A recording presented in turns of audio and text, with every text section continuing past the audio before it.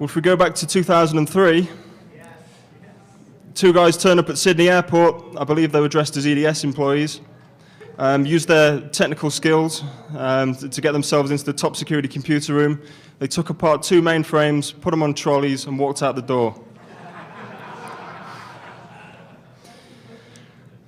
I'm not aware of what actually happened to those mainframes, but I'm sure there's some interesting data on them.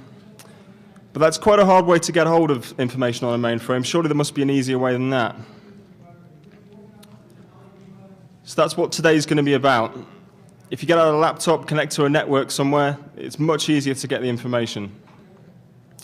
And what I'm going to talk about today is I'm going to give a quick introduction to the subject, and then going to give a quick technical background to some of the protocols and technologies used to access mainframes. And then we're going to talk about some of the techniques that can be used to actually attack them. And then finally, we'll end up with some ways to actually protect against those attacks. So let's get going with the introduction. And who am I? My name is Martyn Ruks. I'm a security consultant, and I work with a company called MWR Info Security in the UK. I originally approached this subject as a penetration tester, as I was asked to actually examine some systems running some IBM networking technologies. Having then found some interesting results on the test, I decided to do a bit more research on it. I do not have a background in IBM computing. I've only been in this subject for about 5 or 6 months. From the time I've spent investigating these technologies, I've actually come to the conclusion that there's probably two different types of issue that we're looking at here. These technologies are old, and there's probably a lot of administrators that have learned security issues with their systems over the years and might not necessarily have written them down. And there's also going to be vulnerabilities out there purely because people haven't looked at aspects of the technology in a new way, haven't applied modern techniques to looking at them. So who's the intended audience of this talk? Well, I think each of the 4 categories here will actually get something out of this talk.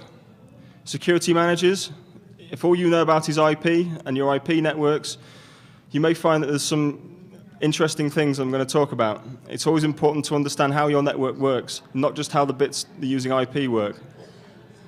If you're a pen tester, like me when I came to first investigate this subject, there's not a great deal of information out there on this kind of thing. And so hopefully you'll learn something about it today. If you're a network or security architect, you can only design a secure network if you know where the risks arise from, and hopefully you'll learn some of those today as well. And if you're a mainframe operator, my experience is that the guys running the mainframes don't necessarily talk too much to the network guys, don't talk too much to the desktop guys. And therefore, that this talk aims to combine a few of these different issues, and hopefully if you work with mainframes day in, day out, you may learn a couple of things. And the only real background you need is a basic understanding of networking and some common network architectures. So what is IBM networking? I'm sure IBM have their own definition for what it is. For the purpose of this presentation, it's as follows. It's a collection of protocols and networking technologies that allow IBM mainframes, AS400s, and user terminals to communicate with each other. That's literally the premise that I've taken IBM networking to be when actually coming up with this presentation.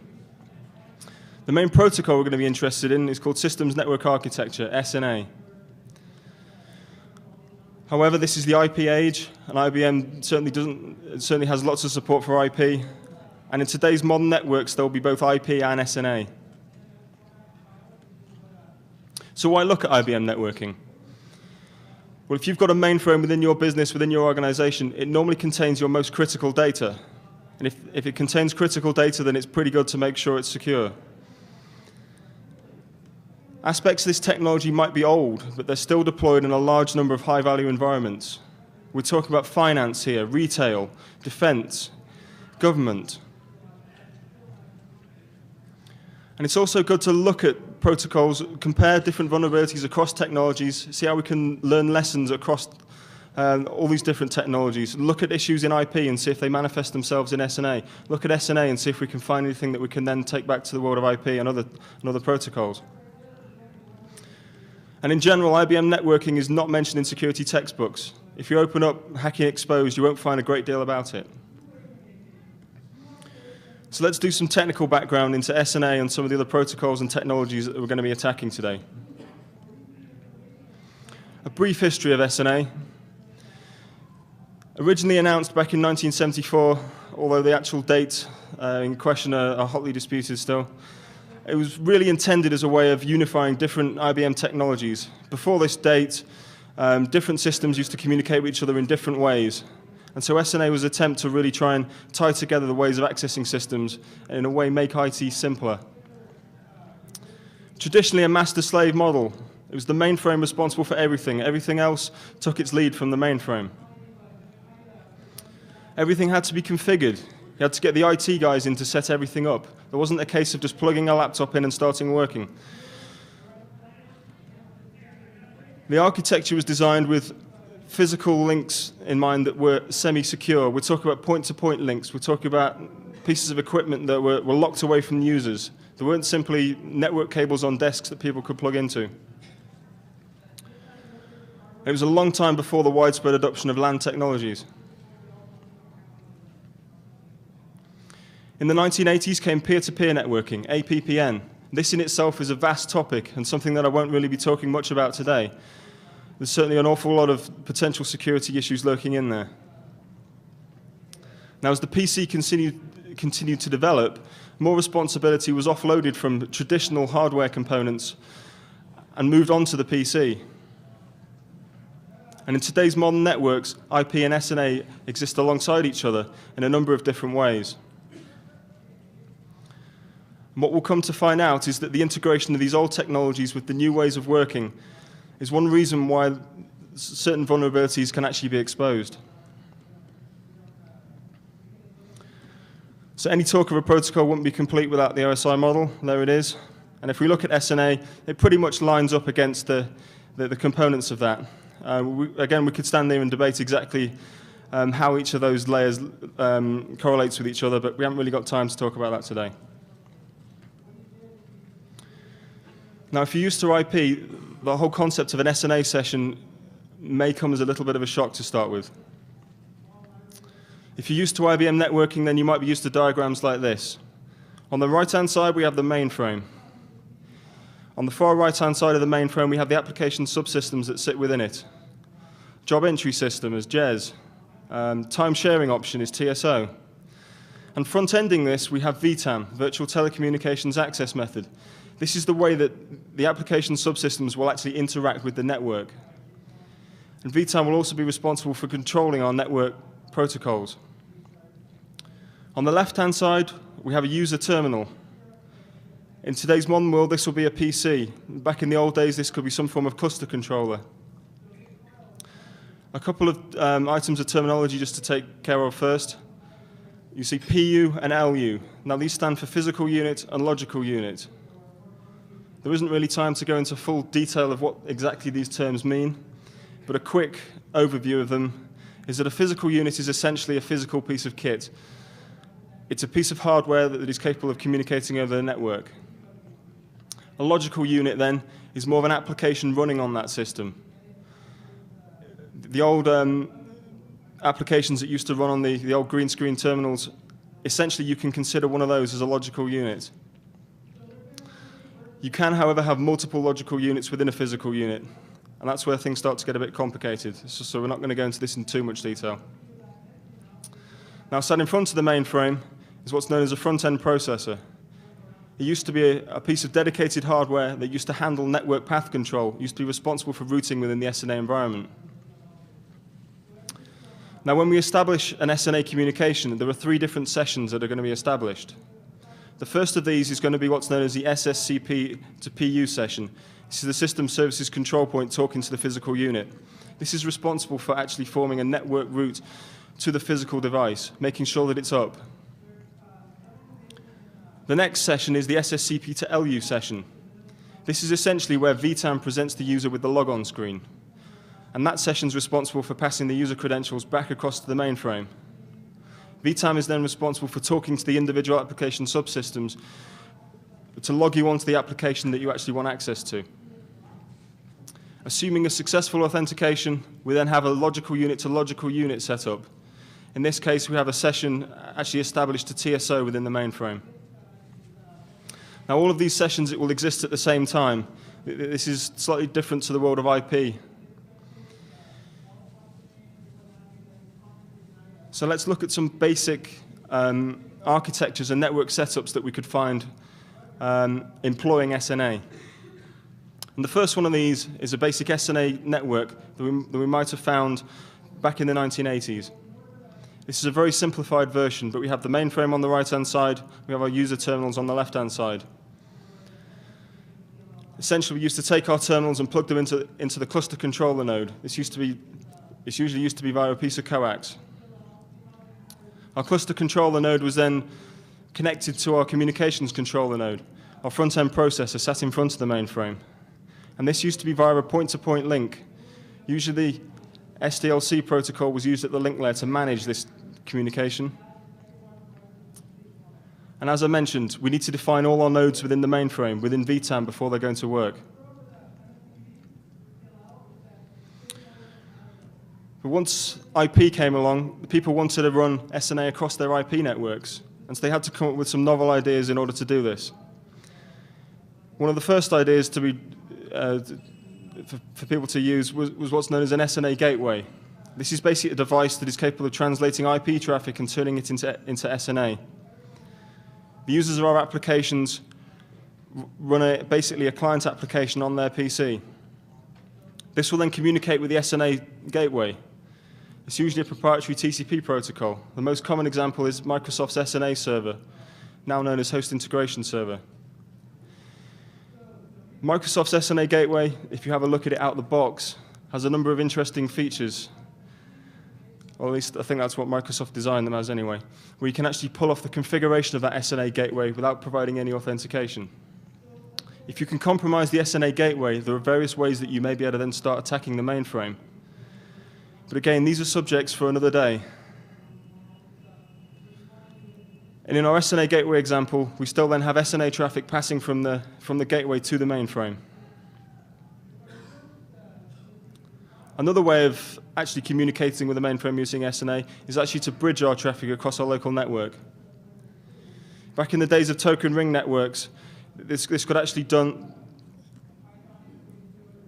done using LLC at the link layer. Now, this used to run into some problems because if we started having WAN links somewhere on our network, we were basically sending all the link layer control traffic across that WAN link, and all our user data was not getting the bandwidth that it needed. If we actually did source route bridging, we could actually use the RIF flag associated with token ring to actually route the traffic between rings on the network. However, this again imposed a limit. 7 hops is possible to fit into the RIF field. So with all these problems, we needed a better solution. And in the 90s, one was devised. It's known as data link switching. In this instance, all our users actually ran SNA over LLC on their local subnets. Now, this was bridged to a DLSW router. For example, each remote office or each floor in an office could have their own network bridge and their own DLSW router. DLSW could then be used to encapsulate the SNA data in IP and actually transfer it across an IP network. Either that would be an internal WAN, or if we were being particularly foolish, we could do that across the internet. However, as network administrators like to save time and effort, what they like to do was actually set up the router in front of the mainframe in what's known as promiscuous mode. And we'll talk about this in a little bit more detail. But what this essentially allows you to do is connect up new offices to the DLSW infrastructure and not have to change the configuration of the router. And of course, there's IP. IBM mainframes have had IP support for a long time now. And this is, again, one method we can actually use to actually talk to the mainframe. Users will typically run a terminal emulation application. We can actually connect our router in front of the mainframe directly to the mainframe using some kind of channel attachment. We can then run IP protocols across our network. TN3270, which is essentially telnet with formatting. We could either run FTP, we could run SSH, we can run any IP services that the mainframe supports. But let's move back to talk about DLSW. And let's look at it in a bit more detail. It was originally designed by IBM, and they released details of it in 1993 in an RFC. It's essentially used for packet switching it can be used to encapsulate SNA or native net BIOS frames in the IP protocol, and also provides local termination at the link layer to actually reduce our bandwidth utilization. A number of improvements were made to the protocol, and again, these were released in 1995. Cisco then took the protocol and actually added some of their own extensions to it, and named it DLSW+. These extensions essentially formed version 2 of the protocol, and this was documented in 1997 in a further RFC. And version 2 of the protocol is the one that's most widely used today. As you can see by the dates, this isn't modern technology, but it's still being used by a large number of organizations in a large number of high-value situations. So let's take a quick look at a DLSW packet. Essentially, it's made up of two portions, the DLSW header and the DLSW data. As you can see here, there's a basic ethereal screenshot showing a very simple DLSW packet. If you can make it out, you might see the remote DLC value, the remote DLC PID. These are actually used to track DLSW circuits, which we'll come on to talk about in a little bit.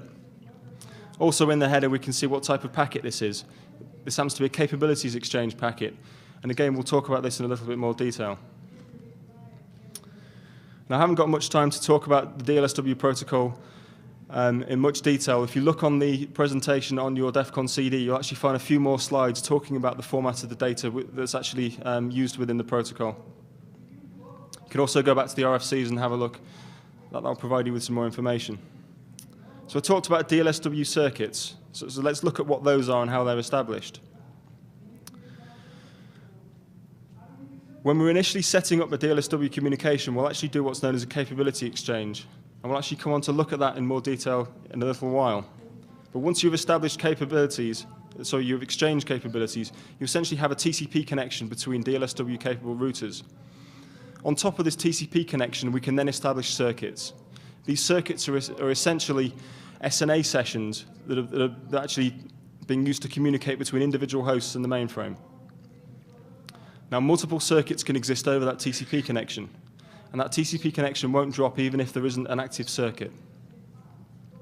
So let's just look briefly at the actual establishment of a DLSW circuit. On the diagram here, we have a user terminal on the left and a mainframe on the right. And in between them, we have two DLSW-capable routers. So the first thing that happens is our user terminal sends out what's normally an LLC test frame. It's essentially a ping at the actual link layer. Upon receiving this packet, the first router will actually look in its cache to see whether it's had any traffic from this host before. If it hasn't, it will then send out what's known as a can you reach message to each DLSW router it's aware of. The aim of this is to try and locate the DLSW router through which it can communicate to the intended destination. If the MAC address isn't known by our remote router, it's then sent out onto its local network bridge. And if it hits its target, we'll get a response back. The router will then send an icon reach packet back to the original router saying, yeah, I know where this guy is, and you can actually use me to establish a circuit. Then that packet's sent back to the user. So essentially in this process, we establish what's known as a DLSW circuit. The remainder of the SNA communication can now pass over this circuit, so we can encapsulate our SNA traffic in IP. And we can terminate this circuit as well. It's usually 15 minutes after the last activity that this circuit will be torn down. We can also send a halt data link packet if we want to tear down this immediately. So now I've given a brief overview of some of the protocols we're going to be attacking. Let's look at some ways we can actually attack our environments and try and gain access to some systems. But let's first look at the objectives.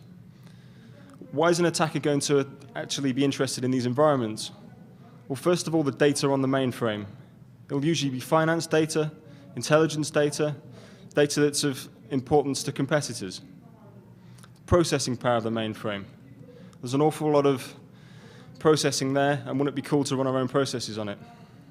And let's face it, if we can own an IBM mainframe, then that's pretty cool. So what are we actually going to need to gain access to the mainframe? We're either going to need access to a logon service and some valid credentials, or we're going to need to find a vulnerability or poor configuration in the mainframe. Now, the easiest one of those is actually by gaining access to a login service and finding some credentials. That way we don't have to discover any 0 days, we don't have to start writing some ninja code to actually execute arbitrary code on the host. Let's just find someone's credentials and log on. So we've talked about DLSW environments, and as any attacker will know, the best thing to do first is to find out some information about the environment you're within. If we look at all the textbooks telling us how to set up a DLSW environment, they'll tell us at least one of the routers is going to be in what's known as promiscuous mode. In none of the documentation does it tell us how dangerous promiscuous mode really could be. So let's look at what we can actually learn from a promiscuous mode router. And to learn something from the router, we need to do what's known as a capability exchange. Here are we at the bottom as router A, and there's router B, our promiscuous mode router that we want to exchange capabilities with. So the first thing we do is open a TCP communication on port 2065. If the router's in promiscuous mode and supports DLSW, it will immediately open a TCP connection back to us. Once that connection has been established, we can then send a request packet up to the target router containing a list of our capabilities. If the target router likes our capabilities, it will send back a response saying, yeah, I can talk to you. The router will then send you its capabilities. And at which point, if we send a response back saying, yes, I support those capabilities, we've exchanged capabilities and are actually able to communicate with the remote router using DLSW. Now, if we're using version 1 of the protocol, we find that both of these TCP sessions usually stay connected. However, with version 2, one of these connections is usually torn down. So as I've said, once capabilities have been exchanged, we can then start initializing some DLSW circuits. But let's not get ahead of ourselves. The information that was actually given to us in the capability exchange is pretty useful. What it will return to us potentially is MAC addresses of systems that it's been configured to communicate with. It will return us NetBIOS names of systems that it's been set up to communicate with. It will actually return us the version string of the router. It will also let us know if there's any service access point filtering going on. Maybe the remote router's filtering IPX, maybe it's filtering NetBIOS. And in the capability exchange, the router will actually tell us this information. Additionally, it would also provide us information about whether it supports multicasting for DLSW, whether it has support for peer groups, and also tell us information about pacing and the amount of data that it can accept. So how can we obtain this capability exchange information? Well, on the Defcon CD, there's a small Python script that you can use to obtain this information. You'll need to use the BitVector package to actually run it. I've actually written it as an extension to Scapy.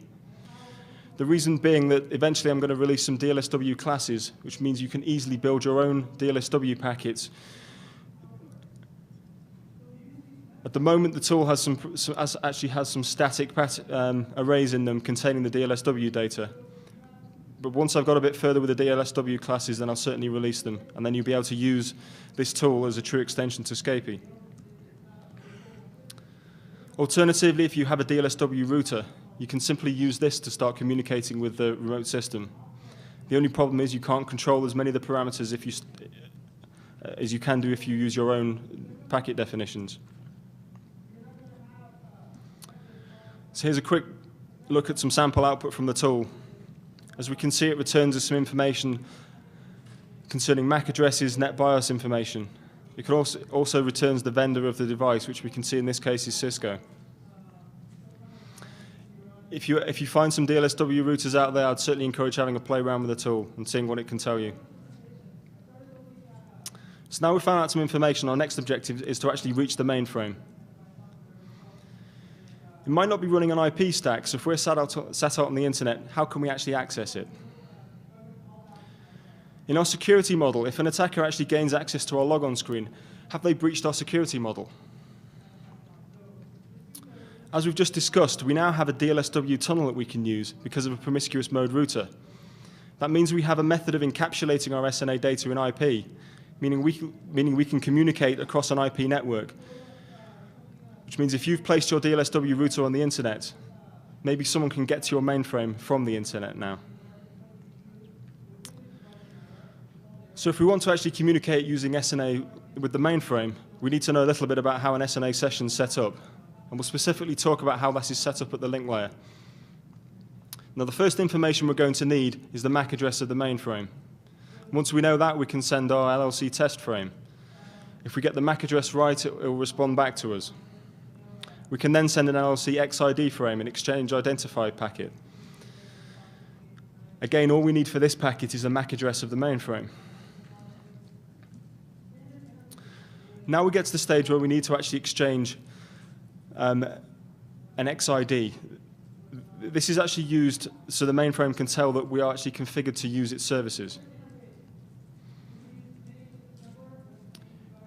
And quite fortunately, if we get the information in our SNA XID packet wrong, the mainframe can actually return us some information that tells us how we've got it wrong. It can also tell us some information about how we then need to change our communication to talk to it properly.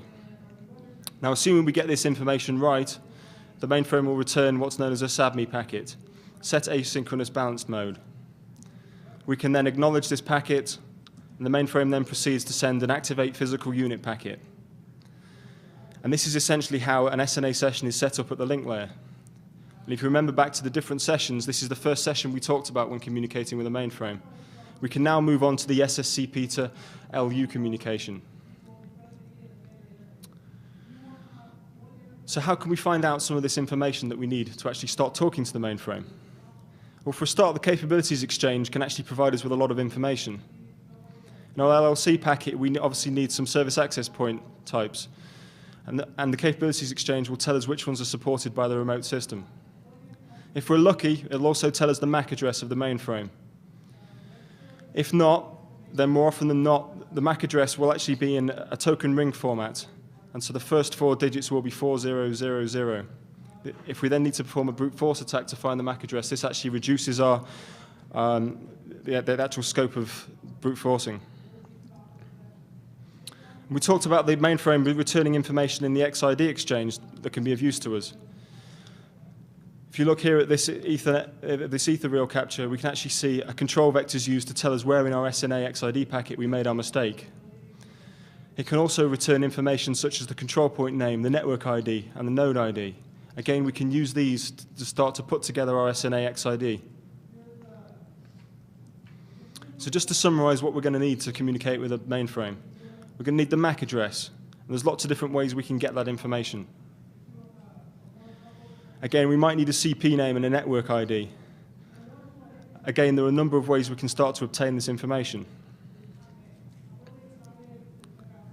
And when we talk about social engineering, is this the kind of information that's protected in your environment? Usually it's not. So if we're going to start talking SNA, we need some tools to actually start communicating. Now, there are some commercial tools out there that enable us to do this. PCOM and Rumba are 2 examples. We can also use some homemade scripts, and this is again where a tool like Scapy comes in very handy. If we can come up with some SNA and some DLSW packet definitions, we can actually start putting together some useful payloads to actually start testing our systems.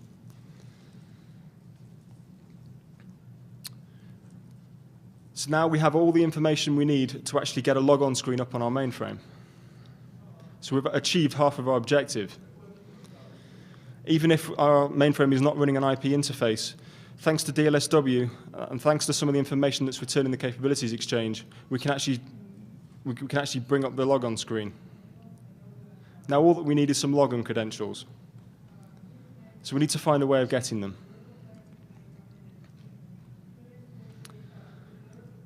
Well, firstly, let's talk about memory padding issues. These are vulnerabilities that have been around for a long time now.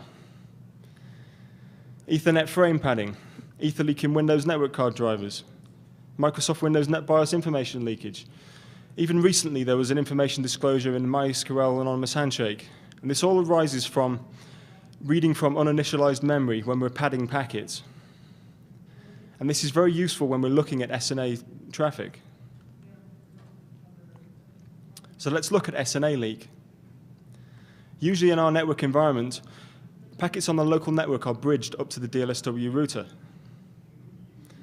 So if we have ether leak on that router, we can actually start using some of the older vulnerabilities to start getting some information out. So if our routers haven't been patched, what we'll find is they actually leak information from other DLSW circuits that have been established through them. You might just find someone's password in your packet. So let's look at why that happens. And the reason is that SNA packets can be less than the minimum Ethernet frame size, which is 46 bytes. If we take the LLC header, the transmission header, and request response headers, which are part of the SNA packet, they only come to 27 bytes. If we look at an instruction within SNA, for example, start data transfer, this is only a single byte instruction. So the rest of that Ethernet frame coming back to us will be padded. If we can generate lots of small packets from the target, we can start to get lots of leaked data coming back to us. Again, Scapy is a brilliant tool for doing this, for setting up some little scripts to basically start communications with the mainframe and to get some packets back that have padding involved. So what you need to do is to write some SNA classes. I may well be releasing some of them. If you speak to me nicely afterwards, I may even be able to give you a copy of some of them. And one thing that's vitally important when you're talking with them, when you're talking about communicating with the mainframe, most of the data will be EBCDIC encoded. So if you start seeing data that looks a little bit strange, try decoding it. You might actually find something useful in there. So we're still on the quest for our login credentials. What happens if the router's patched against the Ethernet frame padding vulnerabilities? Well, if we can actually gain access to the router, we might just be able to sniff the traffic. At this point, it's worth noting that SNA actually has support for encryption built into it natively, and it's had that for a long time. However, speaking to people that have written SNA stacks, they certainly haven't actually implemented this feature of the protocol. Therefore, a large number of people running SNA will be doing so in clear text. So if we can find a way of sniffing traffic, we're going to be able to get hold of the credentials that we need. But don't complicate things. If the routers that the traffic is passing through are vulnerable, then take advantage. When you're examining the routers, if you see ports 2065 and 2067, the router more than likely is actually running DLSW.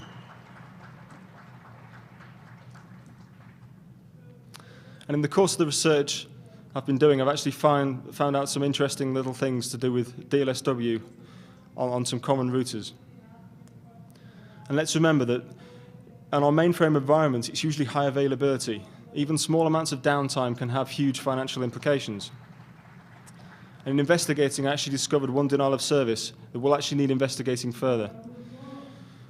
I've not actually had time to come up with a full advisory for this, and simply haven't had the time to investigate exactly why this is being caused. But if we're able to exchange capabilities with a Cisco router and pass it some parameters it's not expecting, we can actually get that router to reload. Now, if we actually look in the DLSW packets, there's actually a parameter called peer type.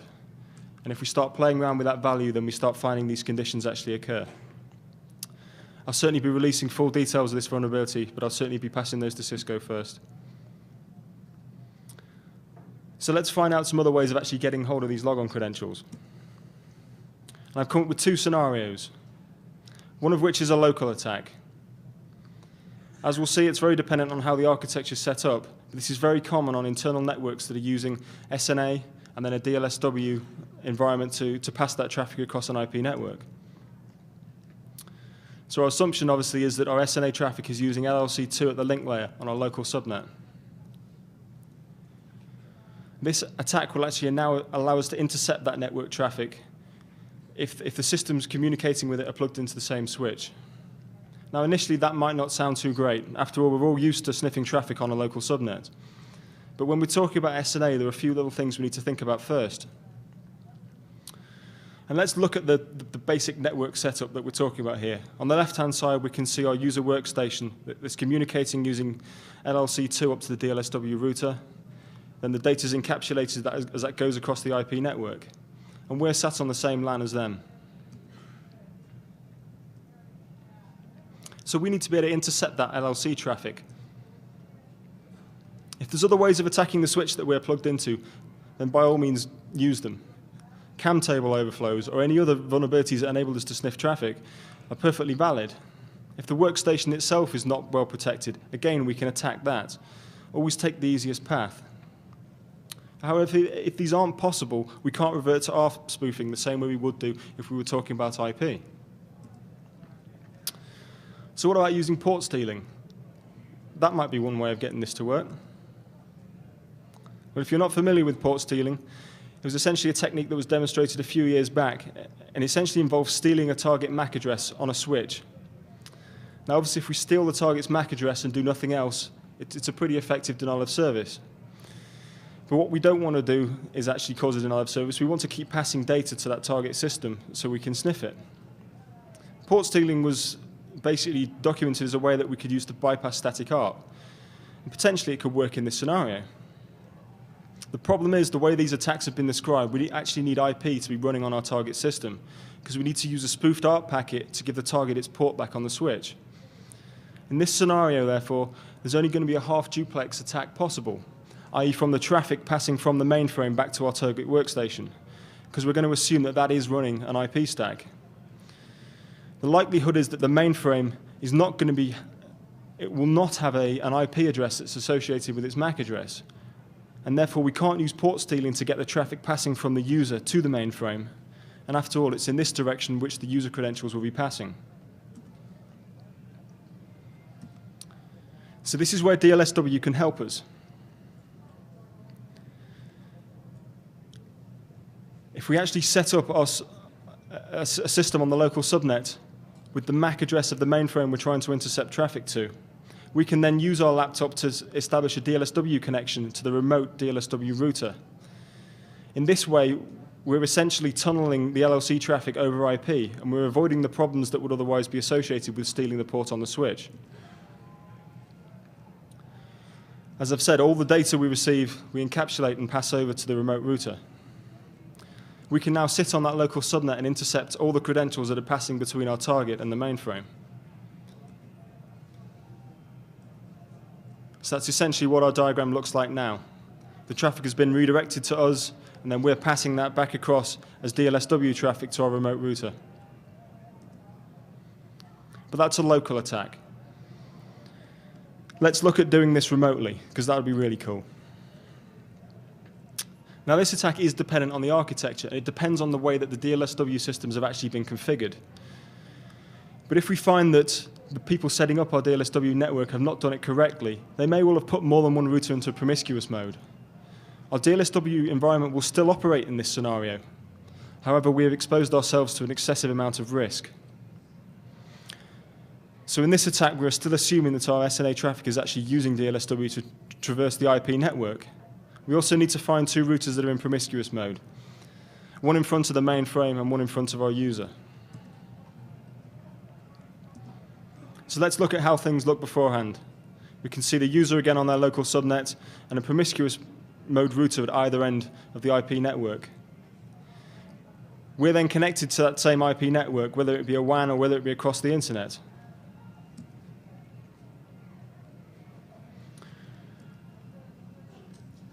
Again, if there's an easier way of getting hold of the data, let's use it. If we're sat directly between those routers where the IP traffic is passing, let's just sniff that traffic. But if not, if we're off somewhere else where we can't actually sniff that data, what we can do is actually open a DLSW connection to the router at either end.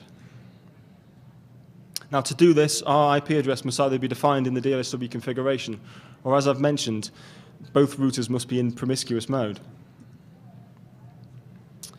Now, if a circuit has already been established between the two hosts we want to intercept traffic for, then this technique won't work. However, as mentioned previously, the circuit will drop after about 15 minutes.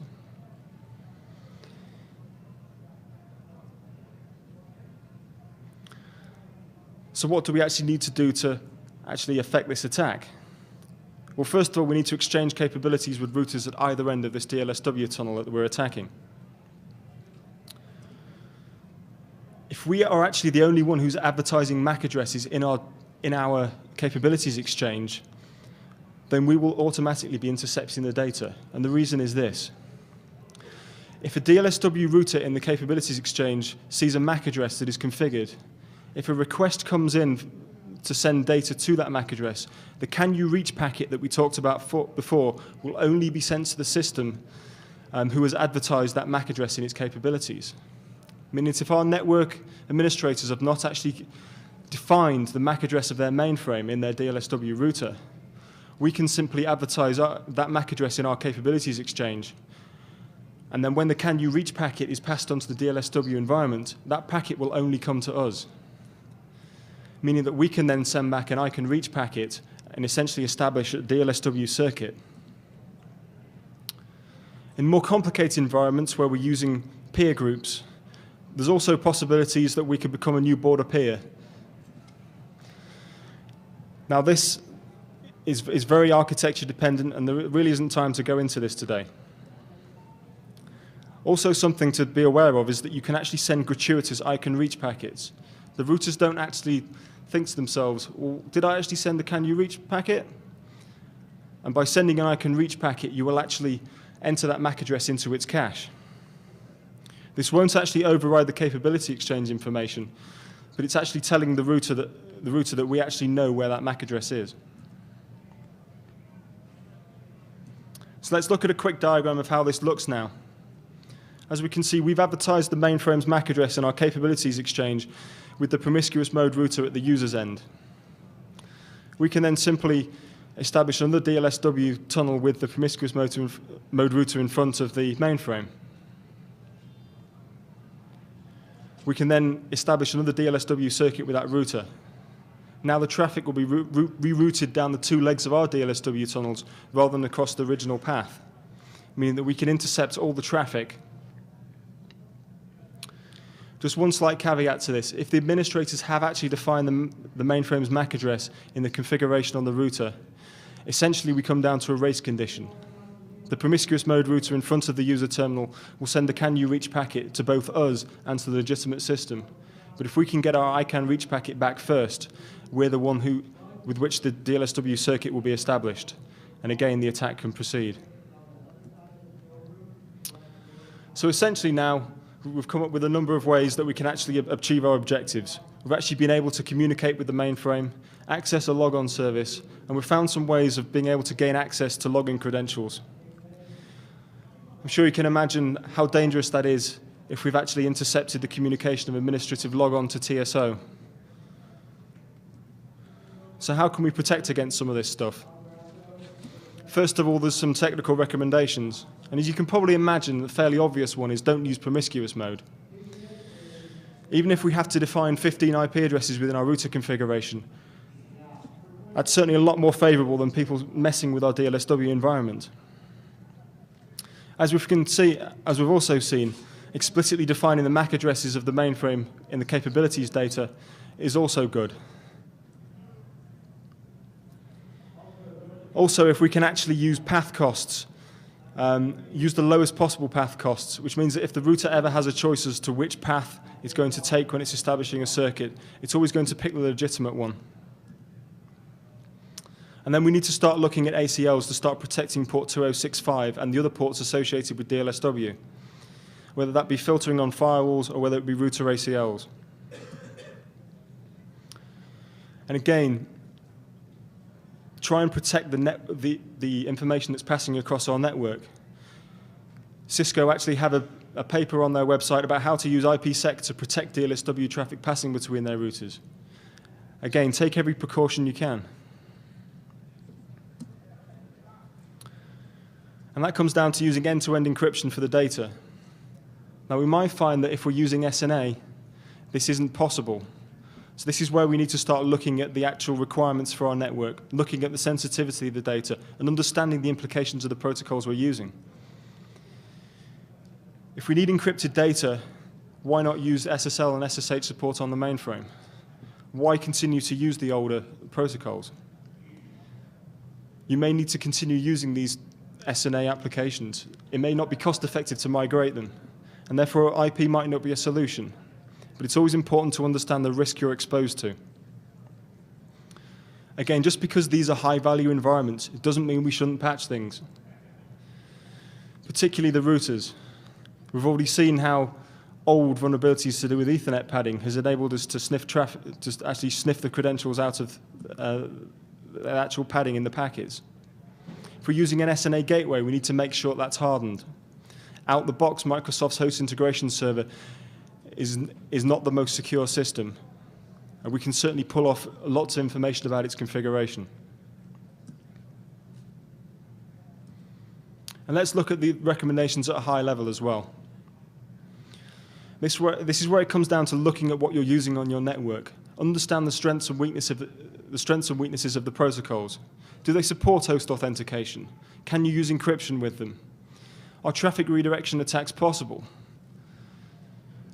We've obviously demonstrated some traffic redirection attacks with SNA here, but remember, ARP spoofing again is another attack against IP.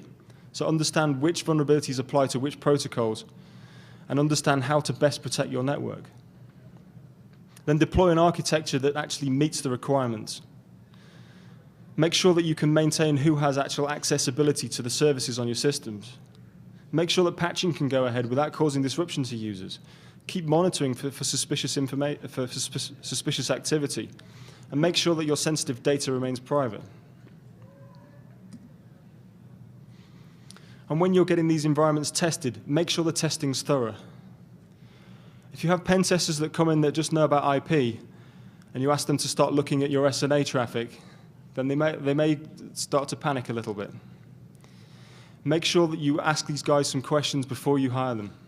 Make sure that they understand the technology. Make sure they can communicate to you the risks that you're exposed to.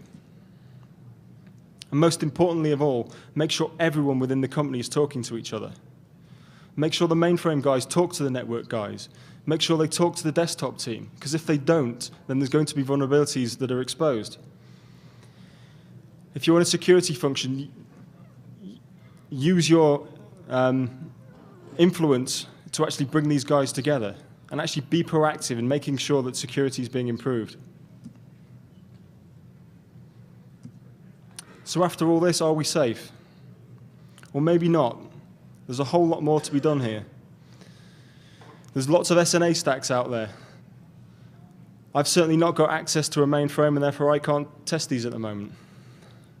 I'm sure that once you start delving into the actual handling of the SNA protocol itself, we're going to find some vulnerabilities. Maybe someone wants to write a DLSW stack for Linux or for BSD. That would be really cool and would certainly help us if we're actually pen testing these systems.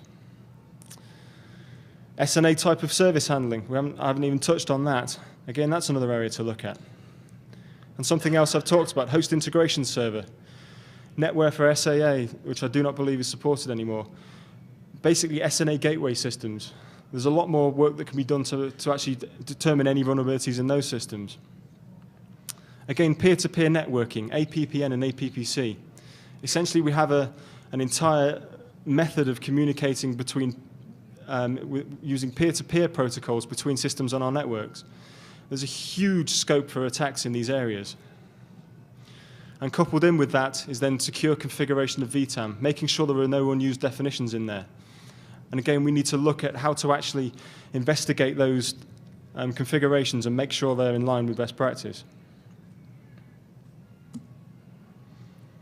So as an overall summary, we really need to make sure that the topology and construction of the network are known to us and what the risks are actually exposed through that. As we've demonstrated today, there are weaknesses in the technologies that are used to access mainframes. Make sure you understand what they are and then put measures in place to mitigate against the risks. It's good information security practice. Now, a request for help. I don't have access to a mainframe at this point. Hopefully there's a few people that do. If anyone does and fancies getting involved with some of this research, then please let me know. I'd love to talk to people that actually run these mainframes on a day-to-day basis, that actually run these networks and are facing these challenges. As I've said, there's lots more work to do, and I'd certainly love to work with other people in this subject. So certainly give me a shout if you're interested in doing this.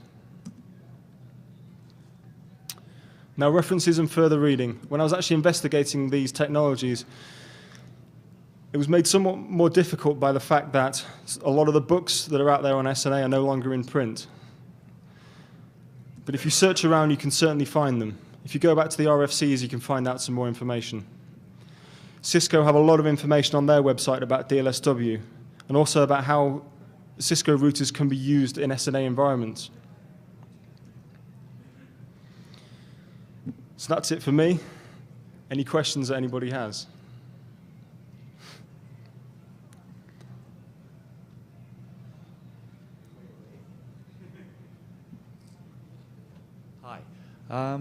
It's on. Okay. You mentioned in the presentation that SNA has inbuilt encryption capability. Do you know why people aren't using it? I believe that, I mean, the information I've had is basically from some guys that used to write SNA stacks themselves, and they just said that the applications that that people were running for which they were commissioned to write these stacks simply didn't want to make use of it. And that was pretty much what their answers were. Other than that, as I said, I've not got a background in IBM, so other than that, unfortunately, I'm not sure. Okay, thank you. Okay, thank you very much.